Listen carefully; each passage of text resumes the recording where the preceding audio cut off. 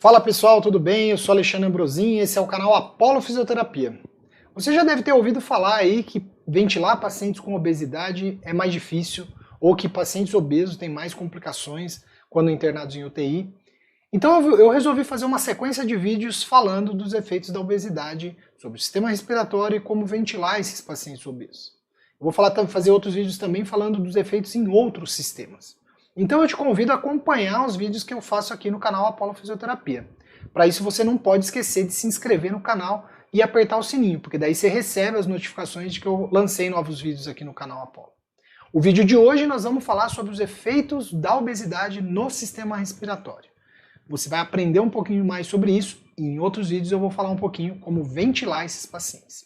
Eu te convido também a me seguir nas redes sociais, que lá eu apresento várias informações sobre o canal Apollo Fisioterapia e aí você não vai perder nada. Vamos lá então?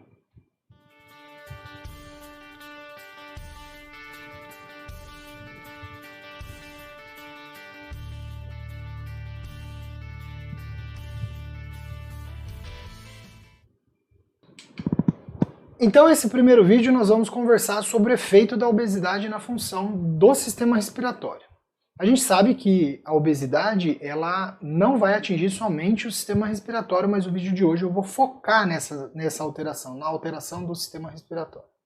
Uma outra coisa que eu tenho para dizer para vocês é que a obesidade ela não traz uma alteração homogênea nos pacientes, ou seja, a obesidade não vai trazer todas essas alterações que eu vou apresentar para vocês, inclusive ele pode ter alterações em diversos sistemas ou em somente um sistema. Então a gente precisa entender que a obesidade ela atinge de forma não homogênea, mas sim heterogênea, dependendo inclusive do que a gente vai apresentar agora para vocês, que é o grau de obesidade. Bom, a gente tem algumas definições de obesidade, mas a obesidade ela pode ser chamada somente de obesidade quando o paciente apresenta 20% do seu peso acima do peso ideal. Já aquele obeso chamado de obeso mórbido é o obeso que tem esse peso 100% acima do seu peso ideal. Já a obesidade maligna é aquela quando essa porcentagem chegou até 200% do peso ideal. Mas essa não é uma única forma da gente classificar ou da gente avaliar a obesidade. Nós podemos também, e aqui eu deixo a minha opinião, a minha opinião é que uma das melhores é você olhar para a porcentagem de gordura corporal. A porcentagem de gordura corporal para um homem, ela estaria normal quando é entre 15% e 20% de gordura corporal. Já para uma mulher, de 25% a 30% da gordura corporal. Então essa é uma forma mais fidedigna, já que a gente desconsidera peso ideal, desconsidera a altura do sujeito. A gente considera exatamente o que esse paciente tem de gordura. Mas é fato, e por isso eu preciso trazer aqui para vocês, que o IMC é muito mais fácil, muito mais viável de ser feito. Então o IMC, quando eu considero o IMC, aquele IMC acima de 30 kg por metro quadrado, é o paciente obeso, chamado de obeso só. A obesidade severa vai ser classificada quando esse índice está acima de 40 kg por metro quadrado. É uma medida simples, basta eu pesar e medir a altura do paciente que a gente consegue chegar nessa medida. E é a partir dessas variações da classificação e os graus de obesidade é que eu falo que nós temos a obesidade vai ter diferentes efeitos de acordo com a sua gravidade. Então não há uma alteração chamada, como eu disse, de homogênea. Bom, quais são essas alterações principais no sistema respiratório? No sistema respiratório eles vão ter alterações de mecânica pulmonar, nós vamos ter alteração no drive respiratório, e aqui eu vou explicar um pouquinho para vocês se ele vai ter aumento no drive respiratório ou se ele vai ter um drive respiratório normal. A gente vai tentar entender um pouquinho neste vídeo de que forma que o drive respiratório está alterado ou não no paciente obeso. A gente sabe também que o paciente obeso ele tem um processo inflamatório sistêmico acontecendo e também uma alteração inflamatória das vias aéreas, o que leva a eu concluir que esse paciente pode ter broncoespasmo decorrente também da inflamação vinda da obesidade. E esses pacientes alteram também, têm alterações metabólicas, aumentando inclusive o consumo de oxigênio. E aí a gente já pode linkar, aumento do consumo de oxigênio vai aumentar a demanda ventilatória desse paciente, pode levar a uma alteração do drive respiratório e que esse drive respiratório, esse aumento de demanda numa mecânica que está alterada. Então a ventilação do paciente com obesidade não é uma ventilação considerada normal. Ela vai ter diversas alterações e a gente vai explorar um pouquinho isso com vocês agora. Inicialmente, começando pela complacência, a gente sabe que o paciente obeso ele tem aumento do volume abdominal e torácico, e esse aumento do volume abdominal e torácico ele acaba por comprimir o próprio gradil costal. Lembrando que o gradil costal ele tem uma tendência de tração, né? Ele tem a sua complacência, e quando o tecido adiposo pesa sobre esse gradil costal, ele vai dificultar essa mobilidade de gradil, dificultar essa complacência do gradil costal. Além disso, o aumento da pressão abdominal decorrente desse aumento do volume abdominal vai levar a uma dificuldade do deslocamento diafragmático, então vai dificultar o trabalho do diafragma, a excursão diafragmática vai estar alterada, e tudo isso culmina, né, com a alteração da pressão pleural, diminuição da pressão pleural. Essa diminuição da pressão pleural ela vai acabar levando a alteração de volumes e capacidades pulmonares. Então um paciente com essa compressão torácica ele acaba fazendo baixos volumes pulmonares. Eu retomo aqui com vocês um esquema dos volumes e capacidades pulmonares, e a gente lembra aí, né, que o volume corrente é aquele volume que eu respiro tranquilamente. Se eu inspirar profundamente, essa inspiração eu vou usar o meu volume de reserva inspiratório. Se eu expirar, além do volume corrente, eu vou usar o volume de reserva expiratório. E o volume que não sai é o volume residual. Vejam que eu já deixei aí o indicativo de volume corrente um pouquinho mais para baixo. Por que isso acontece? Vamos ver o que acontece, né, com os volumes e capacidades de pacientes obesos. O que acontece é que o paciente obeso ele acaba por ter alteração principalmente na capacidade residual funcional e no volume de reserva expiratória. Então, o tórax, como o equilíbrio, a gente tem que lembrar que nesse ponto aqui onde o volume corrente acaba, eu tenho um equilíbrio entre a força de retração elástica do pulmão e a força de tração do gradil costal. E como eu tenho um peso aí do gradil costal, eu acabo desinsuflando mais. Então, meu pulmão desinsufla mais e o gradil costal vai mais para baixo. Considerando aí, então, que eu tenho uma queda na capacidade residual funcional. E olha que interessante, no momento em que eu tenho queda na capacidade residual funcional, eu altero a curva pressão-volume desse paciente. Lembrando, né, a curva pressão-volume, ela considera a complacência da parede torácica e a complacência também, a resistência do sistema, né? E aí, o que a gente pode considerar aqui nesse ponto? Que quando você pega essa curva pressão-volume de um sujeito saudável, a capacidade residual funcional desse sujeito mantém aqui o ponto, né, a capacidade residual funcional, ela está num ponto dessa curva de inflexão, dessa curva pressão-volume, acima do ponto de inflexão, onde, portanto, a complacência é melhor. Então, a complacência a partir daqui é muito maior. Já num paciente obeso, como ele tem uma queda da capacidade residual funcional, ele vai ficar nesse ponto que está aqui, ó, abaixo do primeiro ponto de inflexão, onde a complacência é muito ruim. E vejam que isso acontece justamente por uma alteração da complacência da parede torácica, né? Então, o sistema respiratório ele vai sofrer por conta disso. Então, o paciente tem, o início da inspiração é uma inspiração muito difícil, já que ele tem que vencer essa complacência ruim. E vejam, aumentando, portanto, a necessidade, a carga para ele trabalhar é muito maior.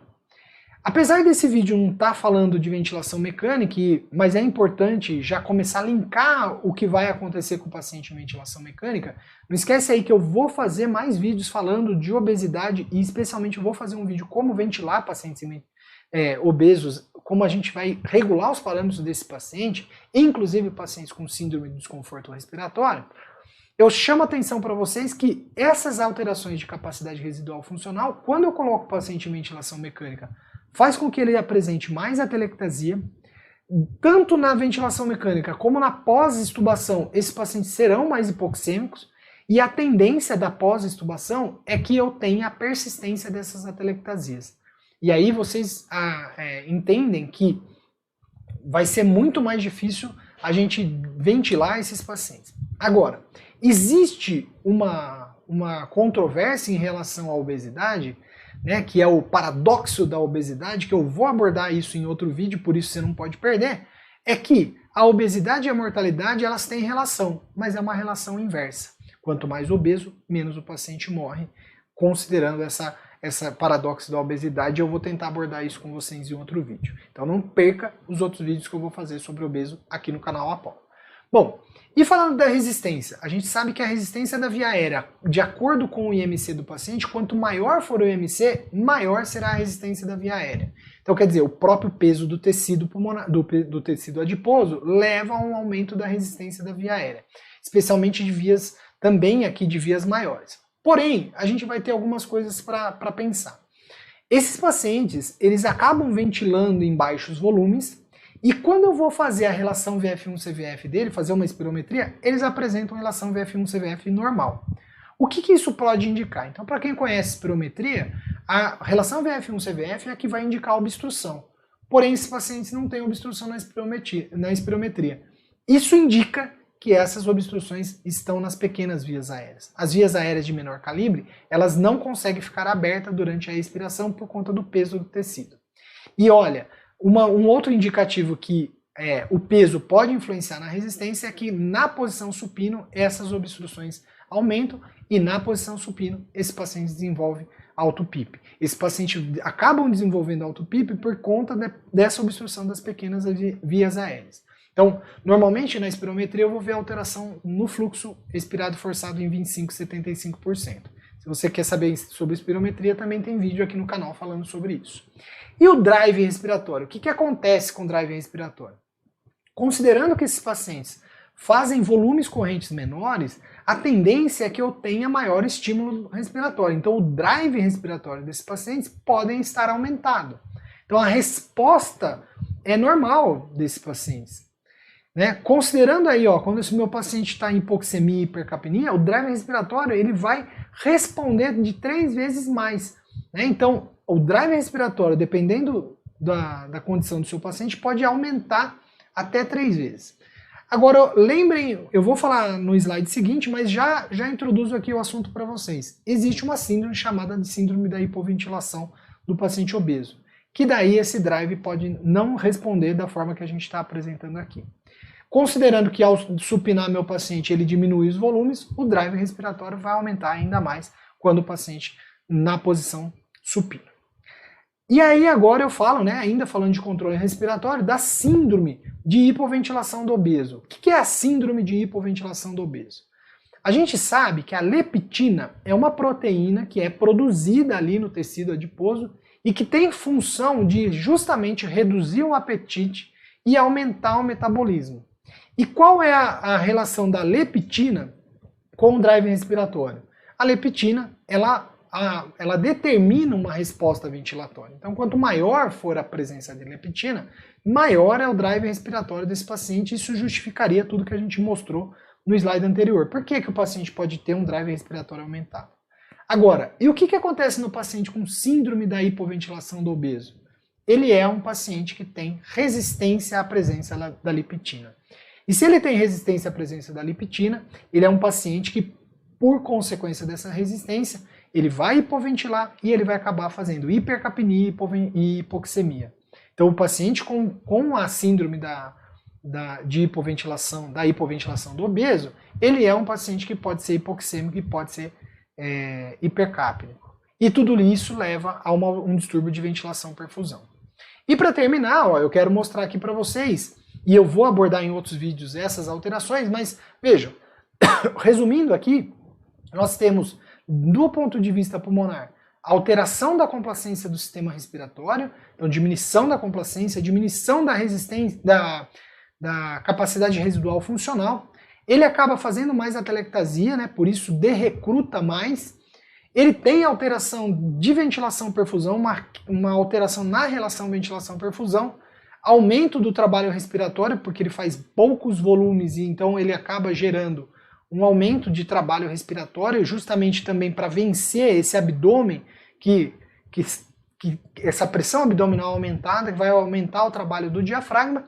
E, por fim, a gente tem ainda a presença, aí, né, a ocorrência do PIP intrínseco. Ok? Bom, pessoal, esse foi o vídeo falando sobre os efeitos da obesidade no sistema respiratório.